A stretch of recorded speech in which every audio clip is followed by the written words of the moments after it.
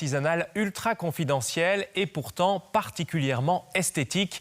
On pousse les portes de l'atelier de Jérôme Gastaldo, artisan du bois depuis 20 ans qui fabrique des archets d'un autre temps. Spécialisé dans la musique ancienne et la musique baroque, son art partage l'amour de cette période située entre le XVIIe et le XVIIIe siècle. Ses clients, musiciens, sont sous le charme de son travail. Rencontre à Saint-Gilles avec Jean-Michel Herbin et Jean-Noël Lemare.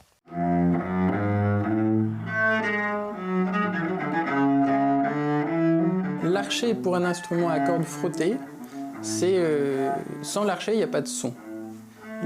En fait, tout cet instrument, c'est ce qu'on voit la plupart du temps quand on regarde un violoncelliste. Mais en fait, ça, c'est juste une caisse de résonance. Et le son, il va se créer au niveau de l'archet, au contact avec la corde. Et puis tout ça, ça ne va faire que rendre ce son accessible à l'oreille. Donc c'est avec ça qu'on parle, en fait.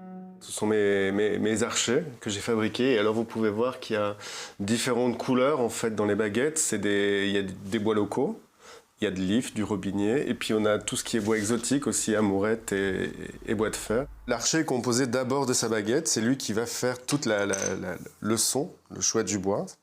On a la hausse, qui est la partie mobile en fait, qui avance et qui recule pour donner de la tension au crin. Et le bouton vis qui permet de rendre mobile, de tendre et de détendre le système. Salut Pierre. Salut. Ça va? Oui. Entre. Merci. T'es venu avec ton beau violoncelle? Oui. Waouh. Du coup, tu m'en avais laissé deux, en fait, archers pour la main au-dessus. Oui. Il y avait celui-là en amourette et l'autre, je pense, celui-là en bois de fer. Voilà, on est dans quelque chose, un son rond, un son chaleureux. On a la grenadille, qui est un bois plus souple, qui lui donne beaucoup plus d'harmonique grave. Et puis le bois de fer, en fait, qui lui donne beaucoup plus d'harmonique aiguë.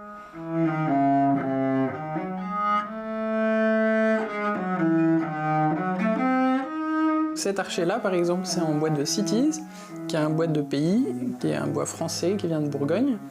Et c'est un archer qui va être plutôt utilisé pour la musique XVIe siècle ou antérieure, et pour faire plutôt un rôle de basse continue qu'un rôle de soliste.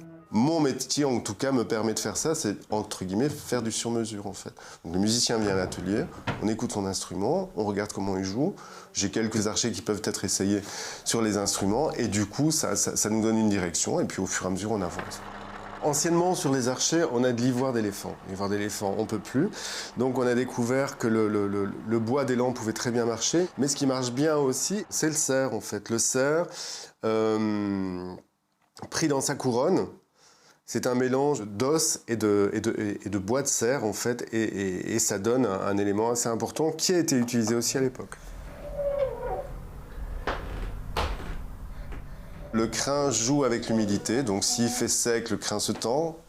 S'il fait humide, le crin se dilate. Donc ça joue sur la tension de l'archet. Alors de base, je suis menuisier ébéniste et toujours attiré par la lutherie depuis gamin, mais jamais ça s'est présenté. Et je me suis fabriqué une viole de gambe. Une fois la viole finie, j'ai eu besoin d'un archet. Pour fabriquer la viole, j'ai rencontré des luthiers. Pour fabriquer un archet, j'ai été voir l'archetier. Il y en avait qu'un en Belgique, archetier Bruno Sport. Et puis on s'est bien entendu, il m'a dit bah, tu sais travailler, donc plutôt que d'acheter un archet, viens le fabriquer à l'atelier. En Belgique, on est deux, il y a Bruno qui m'a formé, et puis moi. Et voilà, c'est vraiment spécialisé dans la musique ancienne, avec beaucoup d'essais à la clé. J'ai toujours aimé cette musique-là. Mais vraiment, le son de la musique ancienne, c'est une liberté en fait. C'est une liberté dans le choix des outils qu'on va utiliser. Le son du boyau, le son de la musique ancienne.